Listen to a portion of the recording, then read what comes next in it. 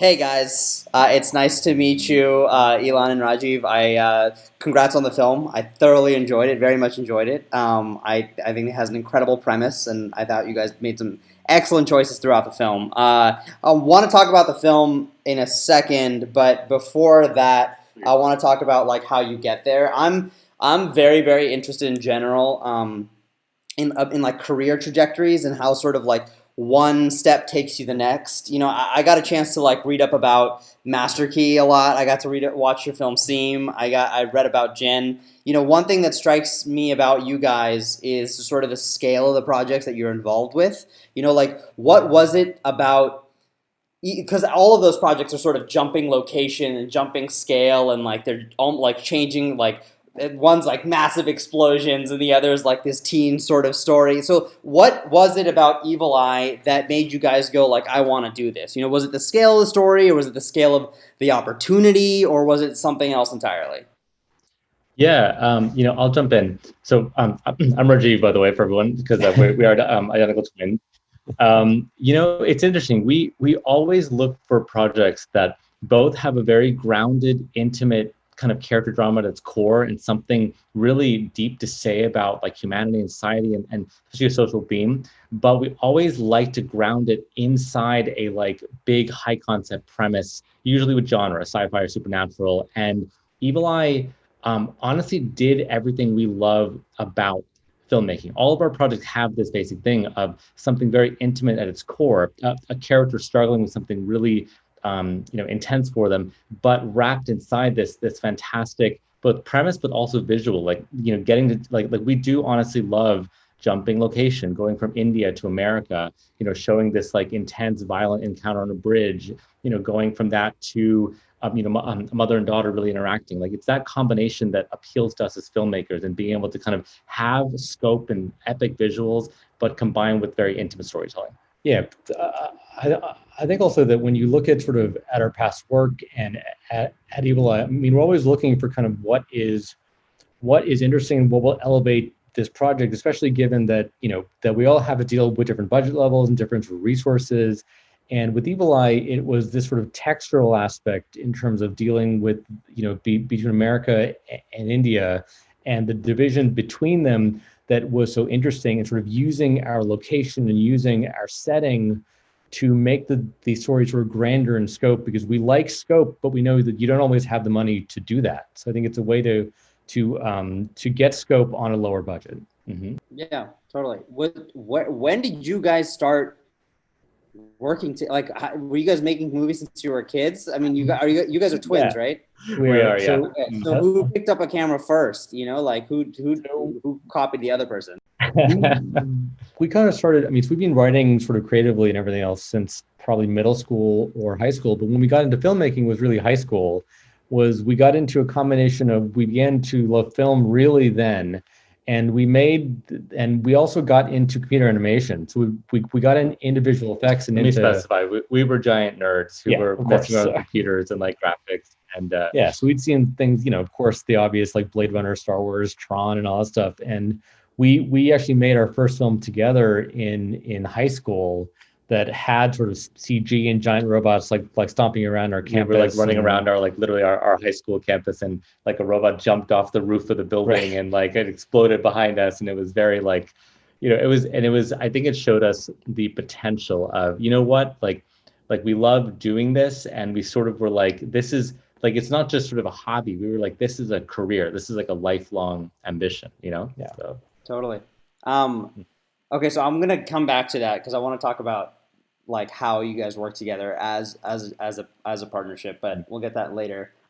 So one thing that you guys were just talking about though is kind of that, but like jumping the scale from one, you get this like conflict in India, and then you're jumping back to like New Orleans, and just trying to balance those two things. Like for me, it's like whether you're telling like an Indian story, Chinese story, whatever, like that sort of like ability to be authentic really helps when the perspective of the storyteller is much more specific in that way. So you guys strike me in your other work as like as filmmakers who are very aware of like like the culture of the Arab world. You know, like did you guys grow up in a very culturally Indian family? What did you guys like bring to this project? You know, because there were elements of it that go like, oh yeah, I know that, I know that, I know that, I know that I was watching. You know, so, but I just Sure. wanted to like, you know, where did you guys factor into all of this from a visual standpoint? Yeah. Well, it's so interesting you asked that because this is the first project that we've done that it's an Indian project. And we are Indian American. We were born in the U.S. And I think it's been interesting. I feel like you kind of could relate to this, that a lot of times filmmakers of color, women don't necessarily they want to be careful not to be pigeonholed into the kind of their like cultural idea. That said, it's also kind of like who we are. I mean, we grew up very like our parents are Indian. Our parents grew up in India. Our parents are Hindu. We very much like were raised in this culture. And so I think whenever we tackle a project like on Gin, we interviewed hundreds of teenagers in Jordan. We really dived into like what does Gin mythology mean? On Evil Eye, we talked to our parents, we talked to other Indian Americans about their experiences. But that said, you're absolutely right. Like I think at some point there was something very fundamental and basic about what was in this story that we understood. Our mom would literally like ask the birthdays of our girlfriends, to know like what's their horoscope. Like, we would be set up on these arranged marriage dates. Like we totally understood all the pressures and the challenges inside the story. And it was nice to kind of come back and be like, take these very personal things we grew up with and apply them to an actual like movie. Yeah, but also say that we're a believer that like specificity is really important to any story, and the more specific story can be to culture, the more details that you can find about a given character, about sort of how people interact, that the audience is not necessarily that they don't know, that the more that it'll appeal to an audience that is general. I think that if you try and be too broad and you try and sort of and like smooth over those details, the more that the audience can sort of smell, can like that they'll feel the sort of falseness of it. So I think that there's a reality to it. Even when working in the Arab world, we wanted to make sure to portray the reality of teenage life in the Arab world, I think, in a way that hadn't been seen before. And with this project, I think that we had never seen the sort of Indian American, that relationship portrayed in a way that was sort of that had the reality of it, where we recognize ourselves in it. Yeah, Mhm. totally. Has your mom seen this movie? She has, and she really liked it. And her first reaction upon watching it is, "See, you should always listen to me. I'm always right." Yeah, exactly. That was a wonderful That's takeaway. Yeah, that's what the mom would in the movie would have said too. exactly, exactly. Um, That's great. so okay, real quick, going back to the partnership question. You know, my little brother, when I was growing up making shorts, he acted in everything. I made him just act in everything that Fun. I did. And we had a very terrible relationship as director and actor. Like it was bad. They would have written about it if we were older. But the how do you guys like work together as I have a writing partner, but you guys are directing partners. What's the split between you guys like as to like what you guys are doing, in pre-production or most specifically like on set itself?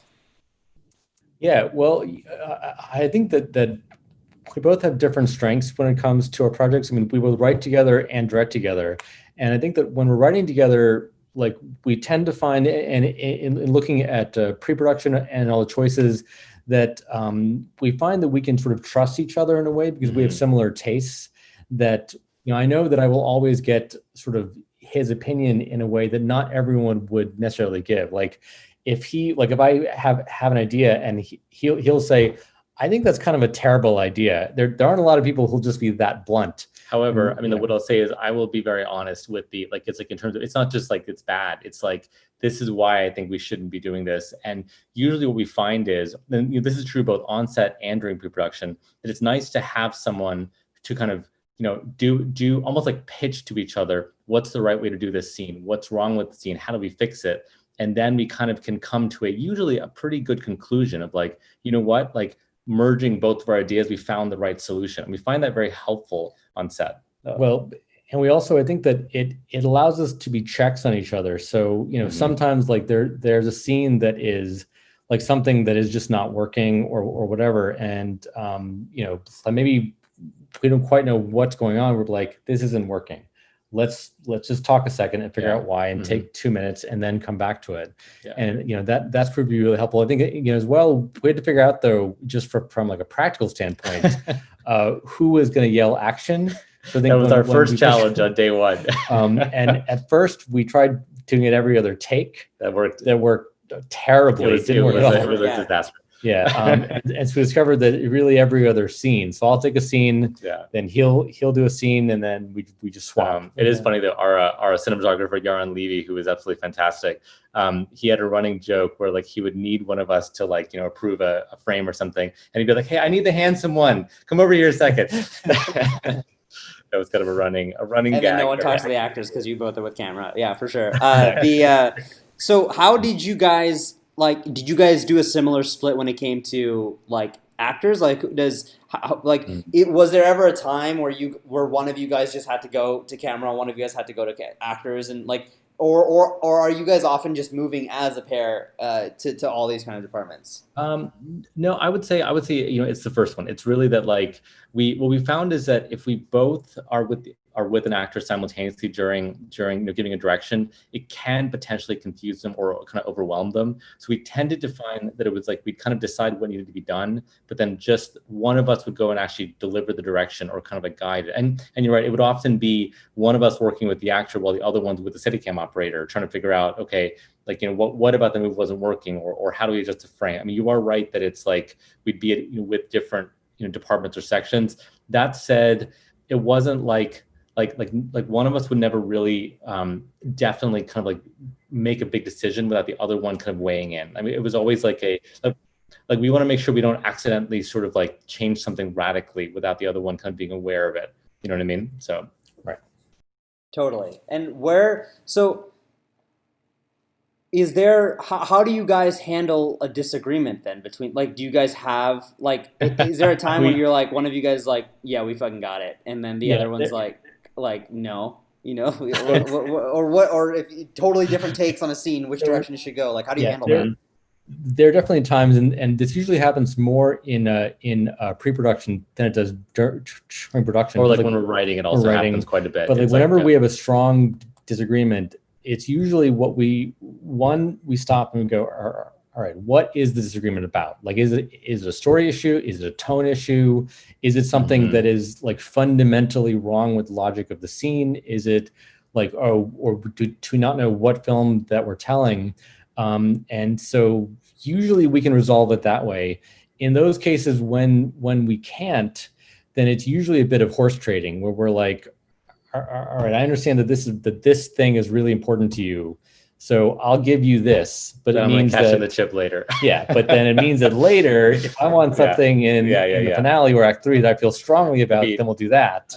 Only twins really understand this, but we used to do things like if we got a bag of M&Ms or something, we would split it evenly, where we literally count out the greens and the blues and the reds to make sure it's absolutely even. And we had this old rule that it was if we were sharing a cupcake, for example, one of us would cut and the other one would choose which half, and that's the only way to ensure accuracy. And it's I feel like that attitude of you got to solve the problem, Solomon's baby, so to speak. Yeah. Applies to filmmaking. I will say that on set though, we were a united front. That if we had a if we had a strong disagreement, we would break off and we would come to a choice, because the crew, they didn't need to see us disagreeing. And we know from experience that as well as in looking at other sibling teams, this is also how the Coens operate and the Duffers operate, because I think that you want to be a unified front. And sometimes that means that you just one of us just loses, which is fine. Exactly. So it happens. I will say that we always identified a private place somewhere on all of our sets, so that if we had to kind of step away and really have it out, which sometimes you do, we're brothers, we fight, we kind of made sure it was done behind closed doors. And then we come back out and, again, it was a running joke. It's one day they'll come out and one of them will be dead. Right. But luckily that hasn't happened so far. It has happened, yeah. I get to do a Q&A with both of you guys. And the next one will be one of you, to be determined who it is. we briefly talked about actors here. I thought both of the women in this movie were just rock solid. What I mean, one of them's obviously a veteran actor. The other one's like at least newer onto the scene, although like she's got her fair credits behind her as well. Like, what drew you to these guys? Like, what was working with them like? And yeah, I just wanted because this is something that I think one thing that I don't think as a director that I get to have is like we don't get to see other people how they work. Like I feel I wish there was like this directing internship program or shadow program where like I would be able to go and see how all my favorite directors like work, but you just never see that. All the other people on the crew get to see how everybody works. So I'm just curious, like what drew you to them and like what was working with them like? Yeah. I mean, you're sure. And it is funny. I totally agree. It's like I'd love to like see your process with Sarah Paulson. I'd love to like watch that because and again it comes down to these kind of I mean like as like so much of directing is casting, and I think we knew that this film in particular was very casting dependent. It's such a kind of heavy drama, and both of these women were our first choices. I'll start with Sarita. Sarita Chowdhury is a legend. She's absolutely incredible, but I think. Part of why she was our first choice was not just because she's an amazing actress, even though she is an amazing actress, but because of like one thing we loved about this film is that it has at its core this kind of Indian, woman matriarch who normally in this kind of film is like the overbearing mom. Like normally she's kind of she's really just a one-dimensional character in a lot of other films. And so I think what was fun is to be able to take that and almost like play on the trope of the mom who wants her daughter to get married, but then find out that she actually has this much more nuanced, dense backstory. And I think casting Sarita allowed that to sort of almost automatically become part of her character because she has this sexual violent past in her filmography from Kama Sutra, from Mystery Masala, from Perfect Murder. Like she brings that kind of background. And I think it really kind of helps elevate and give the audience context, both just in her performance. It was really amazing. Say too, she said in an interview I saw recently that when she first got this script, she's like, oh, this isn't the right part for me. I'm not this woman. I'm like, because she didn't see herself as an overbearing like matriarch and like a rom-com kind of thing, in like a rom-com. And I think that it's this idea of not pigeonholing actors either, and having them play against type is something that we look for a lot. An example is Sunita Mani. Part of what we loved about her is her comedy background. I think that in looking at all of the auditions, there was an improvisational quality and a reality to it. I remember that in her audition tape, we had the scene where she's counting all, how many people has she slept with. Most of the he auditions, you could see the actors going, oh, it was blah blah blah 8 or whatever. And with her, she took like 30 or 40 seconds in the audition, and you could see her literally, and you could see her thought process where she's thinking in her head, each person. Oh, is this guy? But it was funny because it was like, and really that. Oh, that guy. Exactly. Oh, that guy. And it brought a life to it and brought like a levity to it that I think in such a dramatic, serious role, you need like it really helped having someone with that kind of background, and it made her our first choice. And to be honest, just to tell you, we had to fight for her in part because she has not done roles like this as much. We were like, we really think she'd be perfect for this part, and so we fought for her from day one. And by the way, we like really feel like she does an incredibly good job of kind of balancing both. She's totally lovable in the early part of the film, and she's totally, and it's funny, she mentioned, although, she got something wrong, something that we told her, she was trying to find her way into this horror movie, like quote unquote. And like, I remember I told her when we first spoke to her on the phone, when she was even just considering the part, we almost pictured your character as Princess Anna from Frozen. Now, in her interview, she mentioned Elsa, and she remember texting and laughing because she got it wrong. But as basically spoiler for Frozen, but basically, Anna and unexpected Frozen, spoiler for Frozen. Exactly. In Frozen, Anna basically falls for this Prince Hans, who then turns out that he had nefarious intentions the entire time. But most of the movie, he's this lovable, wonderful, charming prince. And so Anna thinks she's in a rom-com when it turns out she's actually in a like thriller about a guy trying to murder her. And so I told her, that's essentially your character. Like, you spend most of the movie oblivious, to the fact that this guy is dark. And that's kind of what we need. We need someone who basically almost believes they're in a rom-com. And I think that kind of like that light energy, like I love our like final dinner scene, because you have a Sandeep and an Usha who are like, in this chess match for the lives and souls of their family, and epic, like, across. Pallavi has no idea. Pallavi's like, she thinks she's this is lovely. I love this. It's like, oh wow, I love the Totally. it's very like, it's she's almost bubbly, and like, we kind of love that, So, and really, I love that. I love that insight into telling, like, you think you're in a rom-com, but you're actually in a thriller. I think that totally, like, watching back her performance, it's like, yeah, that's totally right. It totally gives her a sense of levity.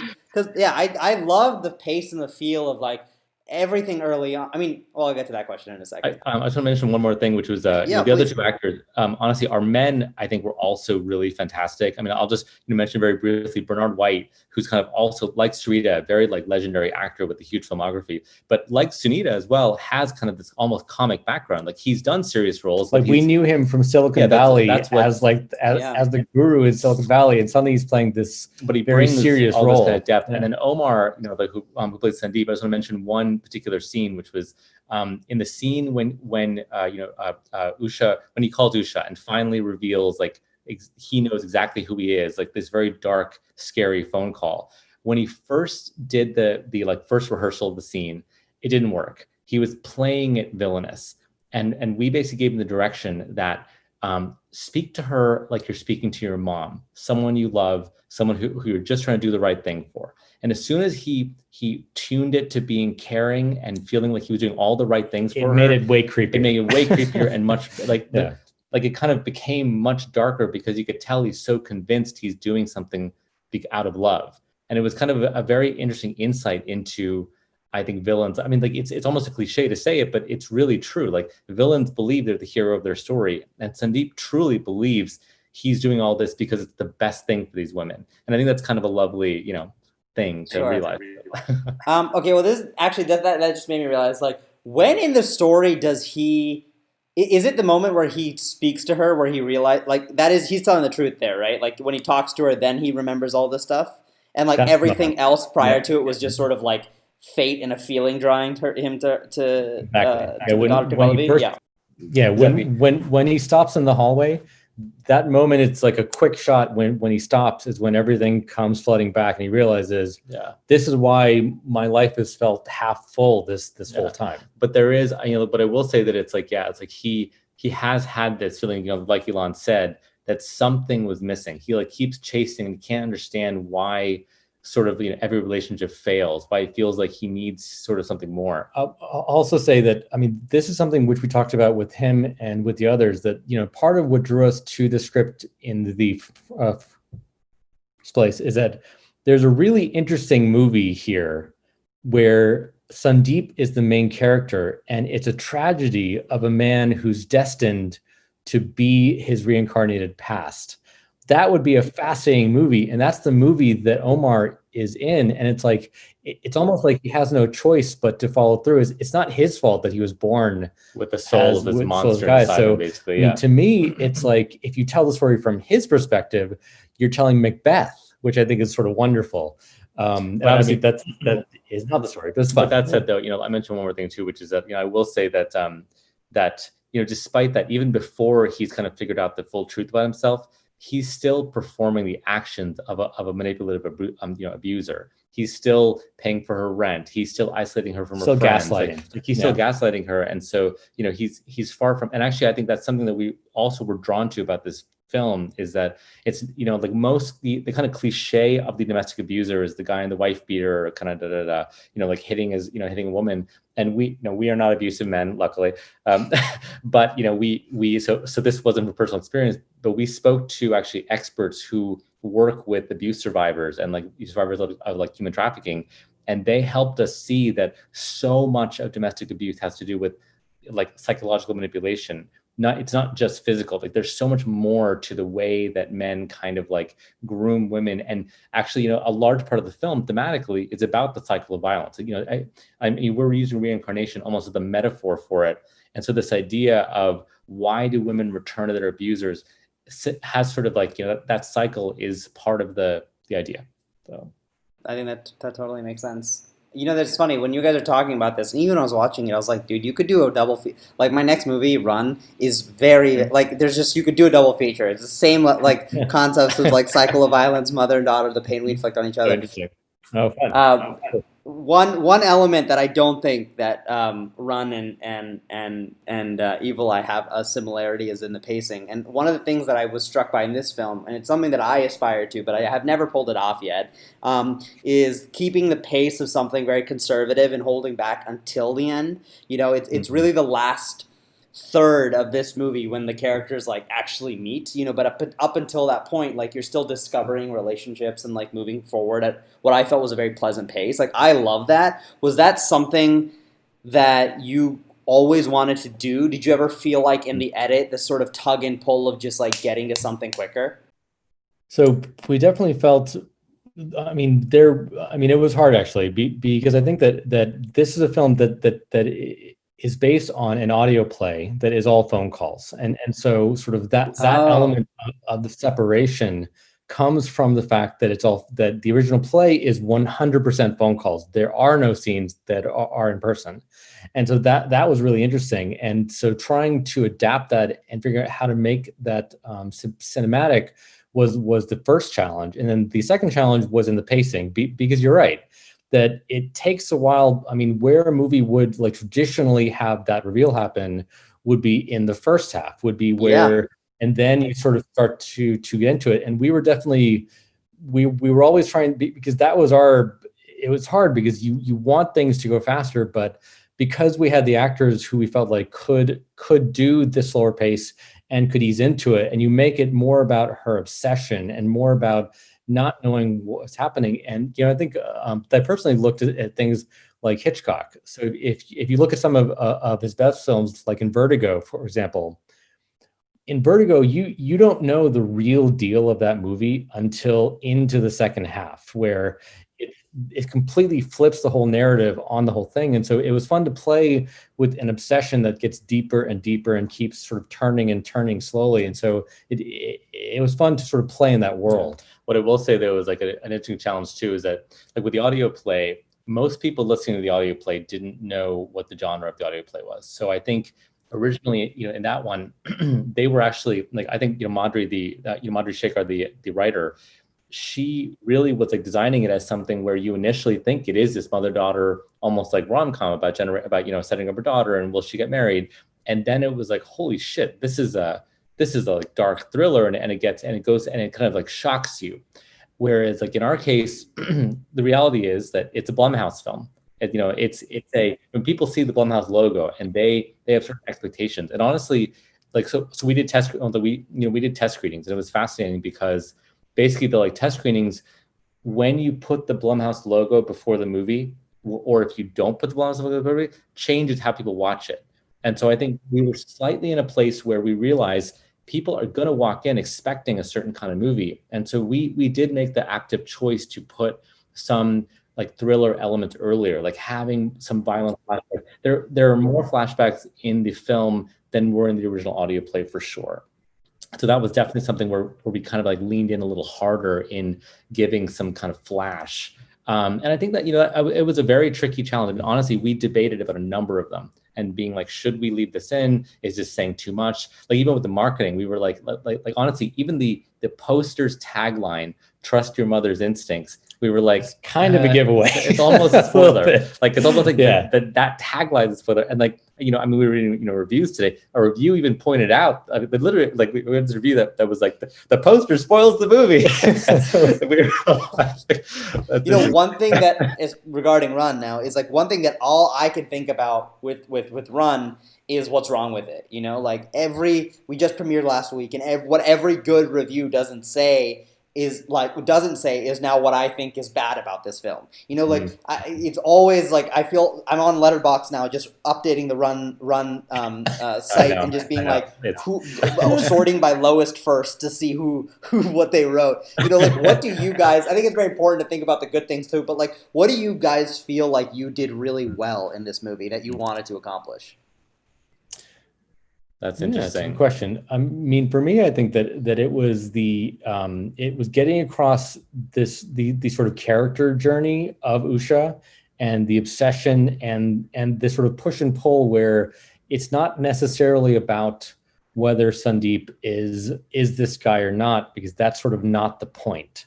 And so the fact, because it's kind of like you kind of know, given what the movie is, it's gonna be him. It's gonna be something like that. We're not trying to hide that. It's the fact that it's whether Usha can get out of her own way, and that psychological journey. I mean, I think that's what we accomplished, the most. And we worked a lot with Sarita and with her character, and she did a ton of work to kind of to balance this caring for her daughter with this borderline insanity that I think is really fun. And so we're, I'm happy that came across, and that's kind of is what the good reviews have been saying. Yeah. So I think, for me on a very basic level, I mean, like, as you know, all films to some extent are a puzzle. All films are like a series of things that kind of have to interlock in some way.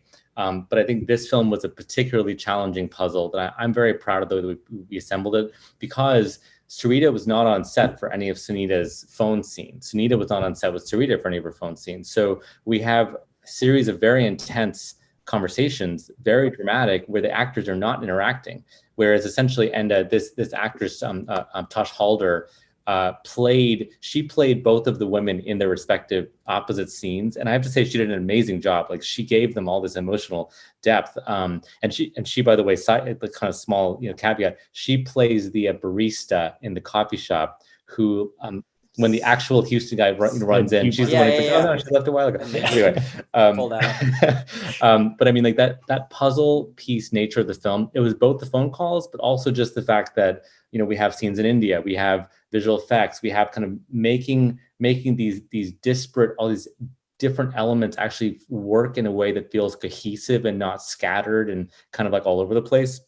I think, and having it actually build in a very clean way is something I am genuinely proud of. And I think, as a side note, I want to mention one more thing, which is that a lot of people ask so the downside of phone calls is that it's a lot of dialogue and a lot of characters not interacting directly. The upside of phone calls, which is interesting, is when two people speak on the phone, they can show an honest side of themselves that they might not show if they're in person. So like if I'm face to face with somebody and Elon says something I think is stupid, then I'm not going to roll my eyes in a more obvious way. But on a phone call, I might do that. So we were always thinking about how could the characters be showing us things about themselves because of the nature of the divided kind of idea. You can play subtext. Exactly. So you play subtext kind of more obviously, which is kind of, it was looking for that. What's the benefit of this? Because there's a lot of downsides of it. My favorite moment of the whole thing was like that phone call that gets split screened. And when they're looking at each other, that was just like, I was like, great. And I had the question, I was like, I wonder if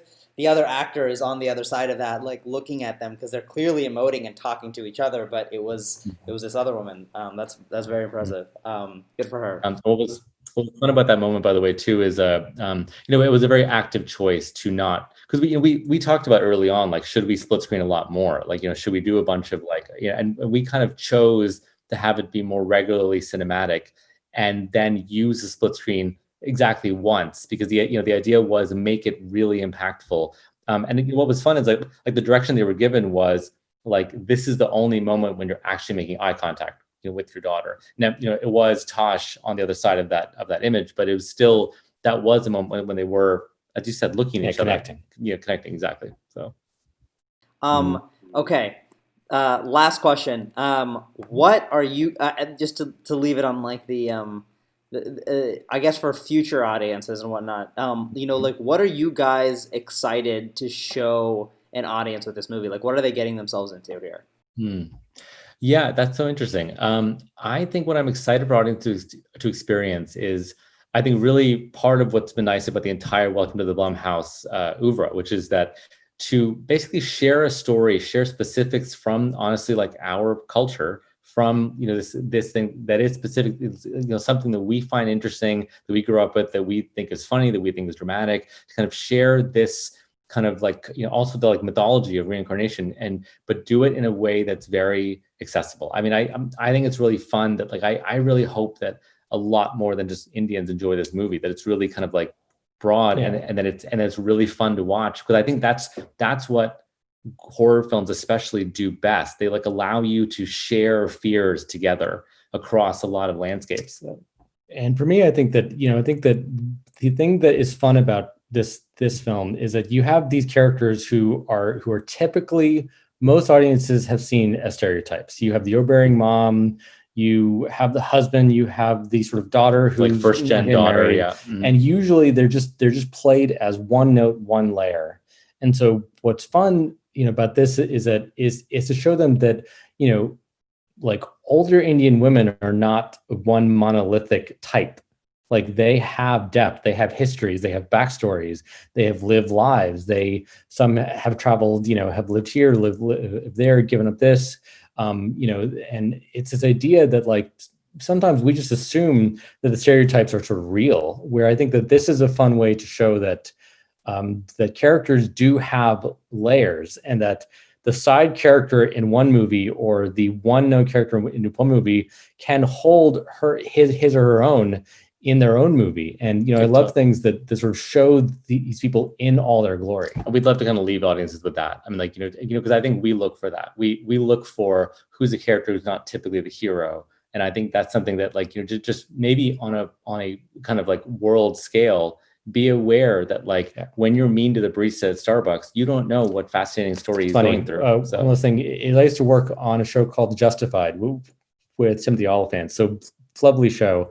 But they would have this thing where you do a whole season and there'd be like a side character in 3 scenes who really did a wonderful job, and the actor brought something interesting to it.